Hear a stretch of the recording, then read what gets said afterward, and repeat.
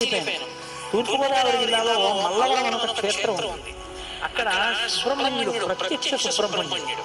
ఇంతలో పాము కోనేటిలో స్నానం చేసి శివలింగాన్ని చుట్టుకుని ఉంటుంది.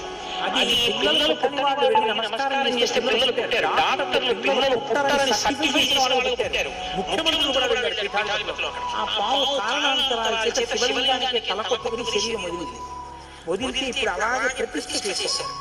అక్కడ నేను ఆశ్చర్యపోయింది ఏంటంటే, నాకు ఆ దేవస్థానం ధర్మకర్త ఆయన వచ్చేసారు మాట చెప్పారు, బిడ్డలు పుట్టరు అని డాక్టర్లు చెప్పేసినటువంటి వాళ్ళు సుబ్రహ్మణ్య సత్యనారాయణ ఈ దేవాలయం వెనకాల పడుకుంటారు, వచ్చి బోర్లా పడుకుంటారు ఆడవాళ్ళు. వాళ్ళకి కునుకు పడుతుంది, కునుకు పట్టాక లేపేస్తాం.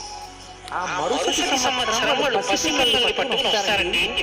నాకు అపనమ్మకం కాదు, చూడాలనిపించింది. కాకినాడ నుంచి చాలా మందిని కలిసి సుబ్రహ్మణ్య భుజంగ స్తోత్రం చేశారు చంద్రభాస్వామి.